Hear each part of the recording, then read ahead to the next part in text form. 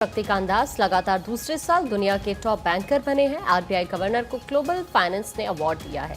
Central bank report card 2024 में A+ grade इन्हें मिला है। तो अहम जानकारी ये आप तक पहुंचा रहे हैं। आपको ये बता दें कि देखिए ये बैंक टॉपर एक बार फिर से दूसरे साल भी विश्व के बने हैं। शक्तिकांत दास A+ ग्रेड उनको मिला है। लगातार दूसरे साल वो बैंक टॉपर बने हैं और ये अवार्ड के दौरान की तस्वीरें हम आपको दिखा रहे हैं। ग्लोबल फाइनेंस की तरफ से उन्हें ये अवार्ड मिला है, जिसकी तस्वीरें इस वक्त आपके सामने। अमेरिका की ग्लोबल फाइनेंस मैगजीन ने भारतीय स्टेट बैंक यानी SBI को 2024 का भारत का सर्वश्रेष्ठ बैंक पुरस्कार से सम्मानित किया है। वॉशिंगटन में ये कार्यक्रम का आयोजन किया गया, जिसमें SBI के चेयरमैन CS शेट्टी ने ये पुरस्कार प्राप्त किया। SBI ने कहा कि असाधारण सेवाओं के लिए ये पुरस्कार मिला है। तस्वीरें आपके सामने जब उन्हें ये अवार्ड मिला उस दौरान की तस्वीर हम आपको दिखा रहे हैं। और आपको ये भी बता दें कि वो बैंक टॉपर बने हैं लगातार दूसरी बार। सेंट्रल बैंक रिपोर्ट कार्ड 2024 में A+ ग्रेड उन्हें मिला है और इस तरह से वो लगातार दूसरी बार बैंक टॉपर बने हैं। और अखबारों में भी इसका जिक्र किया गया है और भारतीय स्टेट बैंक को 2024 के लिए भारत का सर्वश्रेष्ठ बैंक घोषित किया गया। वाशिंगटन में अंतर्राष्ट्रीय मुद्रा कोष और विश्व बैंक के वार्षिक बैठक से इतर आयोजित अपने 31वें वैश्विक सर्वश्रेष्ठ बैंक पुरस्कार समारोह में ग्लोबल फाइनेंस ने 2024 के लिए SBI को भारत के सर्वश्रेष्ठ बैंक के रूप में मान्यता दी। और बैंक के एक बयान में कहा गया कि SBI के चेयरमैन CS शेट्टी ने यह पुरस्कार प्राप्त किया और बैंक को यह पुरस्कार असाधारण सेवाएं प्रदान करने और अपने ग्राहकों का विश्वास जीतकर देश भर में वित्तीय समावेश को बढ़ावा देने की प्रतिबद्धता के लिए मिला है। और दशकों से ग्लोबल फाइनेंस के सर्वश्रेष्ठ बैंक पुरस्कारों ने दुनिया के वित्तीय संस्थानों के मूल्यांकन के लिए विश्वसनीय मानक स्थापित किए। चलिए आगे बढ़ेंगे। मीडियम टर्म में सोना 81,000, लॉन्ग टर्म में 86,000 में 10 ग्राम सोना। चांदी अगले 12 से 15 महीने में दे सकती है 25% रिटर्न। दाम 1.25 लाख रुपए तक पहुंचने के आसार हैं। दीपावली के 30 दिन बाद सोने की कीमत स्थिर रहने का ट्रेंड है। तो इस वक्त की ये बड़ी खबर और साथ ही साथ तमाम अखबारों में इस वक्त ये खबर छाई हुई है। इससे पहले भी मैंने आपको बताया था कि कैसे सोने के रेट्स और चांदी का जो भाव है वो लगातार बढ़ रहा है। हालांकि इसके पीछे एक प्रमुख कारण ये है कि दीपावली के मौके पर विशेष तौर पर धनतेरस में लोगों की संस्कृति से, परंपरा से जुड़ा हुआ है कि लोग खरीदारी करते हैं और इसमें जो आभूषण है उनकी खरीदारी काफ़ी ज़्यादा होती है। हालांकि जो ट्रेंड्स हैं और जो एक्सपर्ट्स हैं वो ये कहते हैं कि दीपावली के फौरन बाद 30 तारीख के बाद 1 नवंबर के बाद ये जो रेट्स हैं वो स्थिर हो सकते हैं। और इसको लेकर के तमाम अखबारों में ये खबर है जो छाई हुई है। और ये कहा गया है कि मीडियम टर्म में जो सोना है वो 81,000, लॉन्ग टर्म में अगर हम देखें तो 86,000 ये रेट्स बताए जा रहे हैं 10 ग्राम सोने के लिए। और इस तरीके से चांदी को लेकर के भी अखबारों में इस बात का जिक्र है, उसकी भी कीमतों को लेकर के और जो रिटर्न है उसके बारे में भी आपकी टीवी स्क्रीन पर आपको हम बता रहे हैं।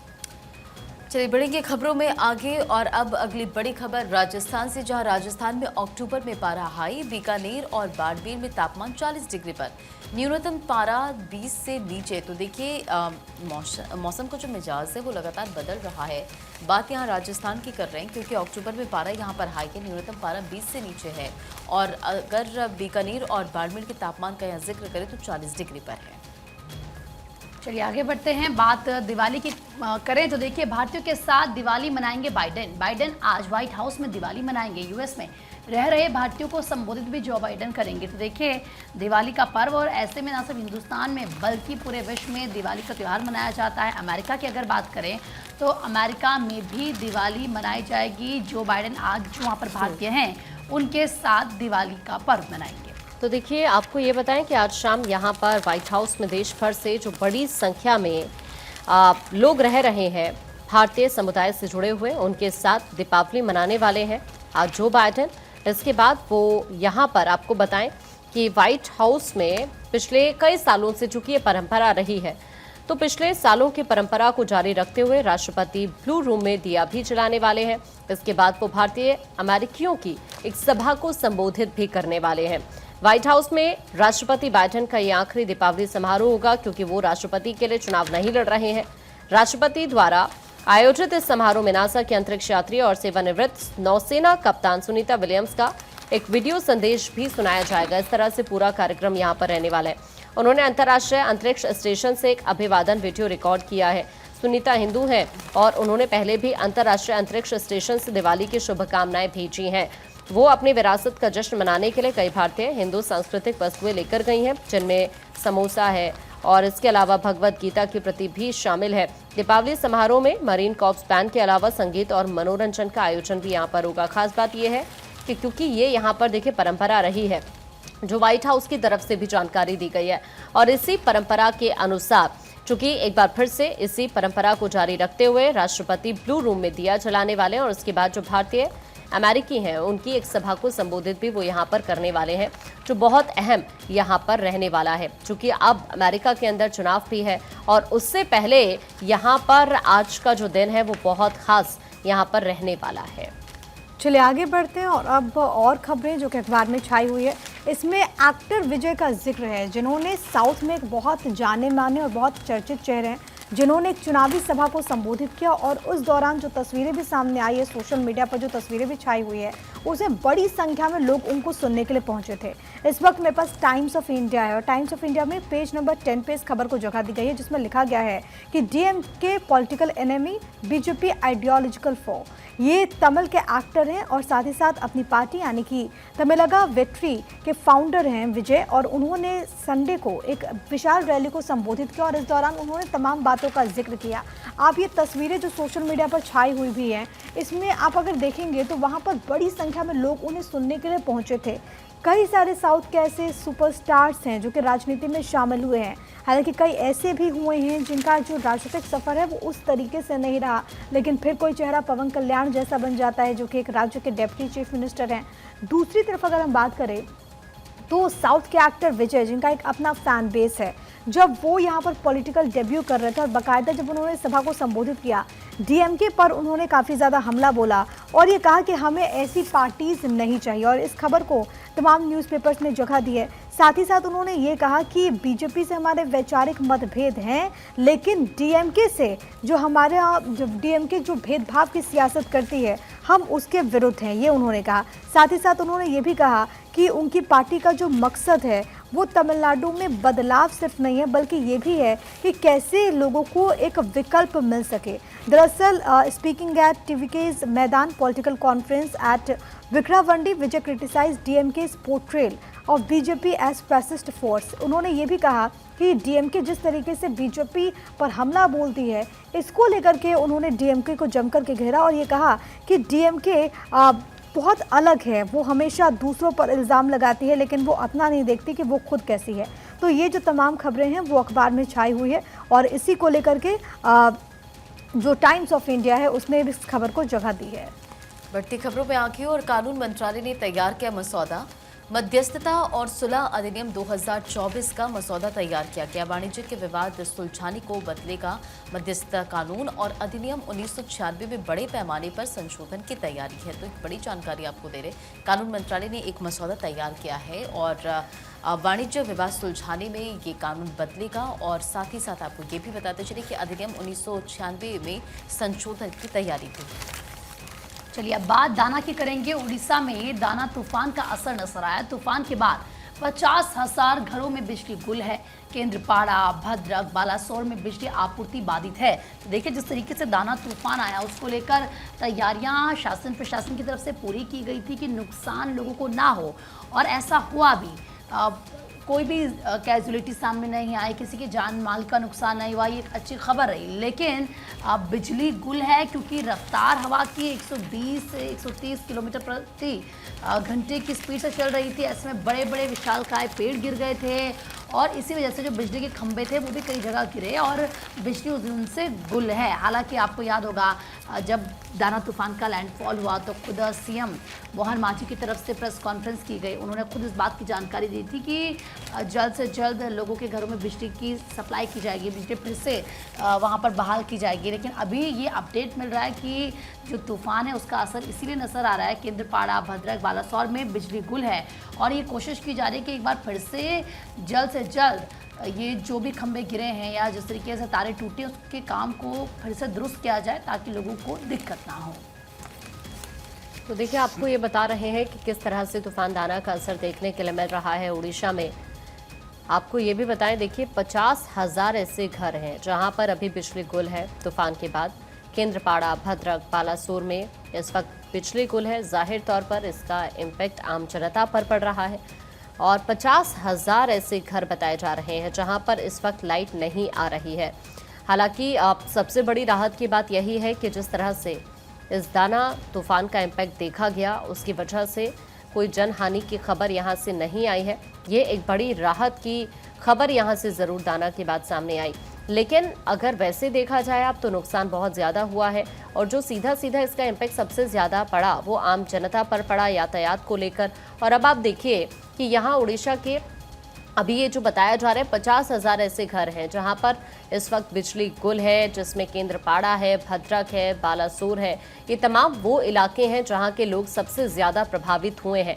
हालांकि तमाम तैयारियां की गई थी और अब तैयारियों की ही अगर हम देखें सिचुएशन तो उसी का कहीं ना कहीं ये नतीजा रहा है कि यहाँ किसी तरह की जनहानि की कोई खबर सामने नहीं आई। लेकिन एक राहत की बात ये ज़रूर रही। तो दूसरी तरफ 50,000 घर जहां पर बिजली गुल है। आगे बढ़ते, दक्षिण कन्नड़ में एनीमिया का कहर देखने को मिल रहा है। 8,000 से ज्यादा स्कूली बच्चे एनीमिया से पीड़ित हैं। 4,596 मामले अकेले यहां से बताएं आपको मंगलुरु तालुक से सामने आए हैं। इनमें से 207 बच्चों की हालत गंभीर बनी हुई है। निजी स्कूलों की तुलना में सरकारी स्कूलों में मामले इस वक्त ज्यादा सामने आ रहे हैं। तो आप समझ सकते हैं ये जो आंकड़ा हम आपको बता रहे हैं, 4,596 मामले अकेले मंगलुरु तालुक से सामने आ चुके हैं। और सबसे बड़ी टेंशन की बात यह है कि 207 बच्चे इसमें ऐसे हैं जिनकी हालत इस वक्त गंभीर बनी हुई है। तो इस तरह से एनीमिया का कहर यहां पर देखने के लिए मिल रहा है। 8,000 से ज्यादा बच्चों में इसका इम्पैक्ट देखने के लिए मिल रहा है। इस तरह की सिचुएशन है। यहाँ पर जो ज्यादातर बच्चे एनीमिया से पीड़ित हैं वो सरकारी स्कूल के बताए जा रहे हैं। यानी निजी स्कूलों की तुलना अगर की जाए सरकारी स्कूलों से तो वहां पर एनीमिया का कहर ज्यादा बच्चों में देखने के लिए मिल रहा है। और सबसे ज्यादा अगर किसी इलाके की बात करें तो वो है मंगलुरु तालुक, जहां पर बड़ी संख्या में बच्चे इसकी वजह से प्रभावित हैं। और टेंशन की बात, 207 बच्चों की हालत गंभीर है। चूंकि अभी स्वास्थ्य विभाग की तरफ से एहतियात के तौर पर तमाम कदम उठाए जा रहे हैं, लेकिन अगर देखा जाए ग्राउंड सिचुएशन तो वो एक बड़ी चिंता का विषय इस वक्त यहाँ पर बनी हुई है। चलिए आगे बढ़ेंगे। पीएम इंटर्नशिप योजना को लेकर युवाओं में उत्साह है। 10 लाख से भी अधिक युवाओं ने पीएम इंटर्नशिप योजना में आवेदन किया। पहले चरण में 1,25,000 उम्मीदवारों को मिलेगी इंटर्नशिप। आवेदन के लिए 12 से 25 अक्टूबर का समय दिया गया था। आपको याद होगा कि इसको बजट में इंट्रोड्यूस किया गया था पीएम इंटर्नशिप योजना, और इसके तहत जो स्टूडेंट्स हैं उनको इंटर्नशिप बड़ी बड़ी कंपनीज में देने का फैसला लिया गया था। और इसके लिए इनको जो पैसे होंगे, जो स्टाइपेंड होगा, वो सरकार की तरफ से भी देने की बात कही गई थी। और अब खबर ये है कि इसका इम्पैक्ट बहुत अच्छा पड़ रहा है। जो लोग हैं, जो स्टूडेंट्स हैं विशेष तौर पर, वो इसको लेकर के काफ़ी ज़्यादा उत्साहित हैं। बड़ी संख्या में उन्होंने बाकायदा यहाँ पर आवेदन भी किया है। 10 लाख युवाओं ने योजनाओं के लिए अभी तक अप्लाई कर दिया है। इसमें 1,25,000 उम्मीदवारों को इंटर्नशिप मिलेगी। आवेदन के लिए 12 से 25 अक्टूबर का दरअसल वक्त दिया गया था, और अब क्योंकि ये जो टाइमलाइन है वो एंड हो चुका है, तो ऐसे में अब देखना बड़ा महत्वपूर्ण होगा कि आखिरकार 10 लाख में से आखिरकार वो 1,25,000 स्टूडेंट्स उम्मीदवार कौन होते हैं। खबर राजस्थान से, जहां राजस्थान में सुरक्षा पर संकट, पड़ोसी राज्यों से आ रहे अवैध हथियार। एक बड़ी खबर आपको बता रहे हो, और शांति में डाल रहे हैं खलल। नाबालिगों को थमा रहे हथियार और गैंगस्टर और तस्कर बच्चों को बना रहे अपराधी। अब इस पूरे मामले को लेकर एक्शन भी लिया जा रहा है। देखिए किस तरह से राजस्थान में सुरक्षा पर संकट, क्योंकि गैंगस्टर और तस्कर बच्चों को जो है वो हथियार थमा रहे हैं और पड़ोसी राज्यों से अवैध हथियार यहाँ पर सप्लाई किए जा रहे हैं। अब शांति में खलल, और ऐसे में अब पुलिस की तरफ से भी जाँच पड़ताल की जा रही है। सुविधा 12 जनवरी से हवाई दर्शन, किराया होगा 3,200 रुपये। हेलीकॉप्टर से आप देख सकेंगे प्रयाग महाकुंभ को, और जो इसका नज़ारा होगा वह विहंगम होगा। आपको बता दें कि हॉट एयर बैलून से देखेंगे 6,000 एकड़ की कुंभ नगरी। तो इसको लेकर तैयारियां पूरी की गई हैं कि किस तरीके से आप हेलीकॉप्टर से जो बेहद विहंगम नज़ारा होगा, खूबसूरत नज़ारा होगा, उसको देख सकेंगे। इसको लेकर बाकायदा तैयारी की जा रही है। और आपको ये भी बता दें कि ये कहा जा रहा है क्योंकि वहाँ पर जो नज़ारा होता है, दूर दूर से लोग इस दृश्य को देखना चाहते हैं। तो ये सुविधा अब होगी। 12 जनवरी से हवाई दर्शन किए जा सकेंगे और किराया होगा 3,200 रुपये। तो देखिए, इस तरह की तैयारी अभी यहाँ पर चल रही है कुंभ को लेकर। और आपको ये बताएं कि यहाँ पर जो सुविधा दी जाएगी 12 जनवरी से हवाई दर्शन को लेकर 3200 रुपए सिर्फ इसका किराया होने वाला है। तैयारी बहुत जोरों के साथ इस वक्त चल रही है। आगे बढ़ते हैं। कनाडा के 100 कॉलेज भारतीय छात्रों के भरोसे है। 2 लाख भारतीय छात्रों पर टिकी है कनाडा की अर्थव्यवस्था। कनाडा की 20% अर्थव्यवस्था भारतीय छात्रों पर है। नौकरी मामले में भारतीय सबसे बड़े प्रवासी समूह है, जो कि बड़ी संख्या में इस वक्त आप भारतीय कनाडा के अंदर रहते हैं। और यहाँ पर आपको ये बताएं कि ऐसे 100 कॉलेजेस हैं जहाँ भारतीय छात्रों के भरोसे जो इस वक्त नजर आ रहे हैं। अभी हाल ही में कनाडा के साथ भारत के जो रिश्ते हैं वो ठीक नहीं चल रहे हैं, आप जानते हैं। कहीं ना कहीं ये जो मनमुटाव है वो और ज़्यादा कनाडा के साथ बढ़ गया है भारत का। और ऐसे में अगर हम कनाडा की अर्थव्यवस्था को भी देखेंगे तो भारतीय इसमें एक अहम रोल ज़रूर निभाते हैं। यहाँ पर कनाडा के ऐसे 100 कॉलेजेस हैं जहाँ भारतीय छात्र बड़ी संख्या में पढ़ते हैं। और ये जो 100 कॉलेज है वो भारतीय छात्रों के भरोसे ही है। और अब यहाँ पर कनाडा के जो रिश्ते इस वक्त कनाडा के साथ भारत के खराब चल रहे हैं। प्रीति, आपके पास कोई जानकारी? बिल्कुल, देखिए 2 लाख भारतीय छात्रों पर अब कहते हैं कि जो कनाडा की अर्थव्यवस्था 20% टिकी है, यानी कि बड़ा योगदान वहाँ पर भारतीय छात्र कर रहे हैं। और ऐसे में आप देखिए, क्योंकि 100 ऐसे कॉलेजेस हैं जहाँ पर सीधा सीधा आप कहिए कि सबसे ज़्यादा भारतीय ही पढ़ते हैं, जो स्टूडेंट्स हैं। और ये जो 100 कॉलेज हैं ये भारतीय छात्रों पर ही निर्भर करते हैं। आपको बता दें कि कनाडा के पीएम जस्टिन ट्रूडो के एक तरफा रवैये का असर वहाँ पर पढ़ने वाले भारतीयों पर अगर पड़ेगा तो सीधा सीधा कनाडा पर भी उसका असर पड़ेगा। और ऐसे वहाँ के लोग मानते हैं, क्योंकि ज़्यादातर जो अहम सेक्टर्स हैं उनमें भारतीय लोग ही हैं। और चलिए आगे बढ़ते हैं। एक बार फिर से फैक्ट फाइल की बात करेंगे। गीतकार अनजान की आज जयंती है। अनजान का वास्तविक नाम लालजी पांडे है। पहला गाना फिल्म गोलकोंडा के लिए लिखा था उन्होंने। फिल्मों में 1500 से ज्यादा गाने उनकी तरफ से लिखे गए। कल्याण जी आनंद जी के साथ जमी जोड़ी हिट फिल्म उनकी रही है। मुकद्दर का सिकंदर, डॉन, शराबी, याराना, ये उनकी हिट फिल्में रही हैं। और आज फैक्ट फाइल में गीतकार अनजान की भी हम बात कर रहे हैं, जिनकी आज जयंती है। 1500 से ज्यादा गाने फिल्मों में वो लिख चुके थे। कल्याण जी आनंद जी के साथ उनकी जोड़ी काफ़ी जमी भी है। कई उनकी हिट फिल्में रही हैं, जिसमें मुकद्दर का सिकंदर है, डॉन है, याराना है, ये इनकी हिट फिल्में रही हैं। और आज गीतकार अनजान की जयंती है, जिनका वास्तविक नाम लालजी पांडे है। और चलिए अब आगे बढ़ते हुए 34% छात्र हर महीने 210 घंटे मोबाइल पर बिता रहे हैं। इनमें से 30 घंटे गेम्स खेलने में वो देते हैं। नतीजा, पढ़ाई में पिछड़े हैं, करियर बर्बाद हो रहा है। वीडियो गेम से पढ़ाई के प्रदर्शन में भारी गिरावट देखने को मिली है। ऐसा कोई पहली मर्तबा नहीं जब इस तरीके की रिपोर्ट सामने आई। उससे पहले भी आपने देखा कि कई मौके पर जो छोटे छोटे बच्चे हैं, विशेष तौर पर जो स्कूल गोइंग बच्चे हैं, उनके हाथ में पेरेंट्स मोबाइल दे देते हैं। नतीजा क्या होता है? ब्लू व्हेल जैसे गेम ऐप के जरिए लोगों की जान चली जाती है, बच्चों की जान चली जाती है। हालांकि ऐसे ऐप्स पर कई बार एक्शन भी लिया गया है, कार्रवाई भी यहाँ पर की गई है, लेकिन इसके बावजूद ऐसी घटनाएं थमने का नाम नहीं ले रही। और ये आंकड़े इसकी तस्दीक है। इसी बीच इस वक्त की बड़ी खबर जम्मू कश्मीर से, जहाँ की अखनूर में सेना की गाड़ी पर हमला हुआ है। आतंकियों ने सेना की गाड़ी पर फायरिंग की। आतंकी हमले के बाद इलाके में घेराबंदी कर दी गई है। इलाके में सेना का तलाशी अभियान इस वक्त चल रहा है। तो एक और बड़ी घटना की जानकारी से पहले आपको याद होगा कि कुछ दिन पहले भी ऐसे मामले सामने आए थे जब सेना की गाड़ी पर हमला होता है। और अब अखनूर से पूरी घटना सामने आई है। आतंकियों ने सेना की गाड़ी पर फायरिंग की। सेना का तलाशी अभियान जारी है। पूरे इलाके को फिलहाल कॉर्डन ऑफ कर दिया गया है। और फिलहाल हर एक पहलू से सेना इस वक्त वहां पर इन्वेस्टिगेशन, वहां पर सर्च ऑपरेशन चला रही है।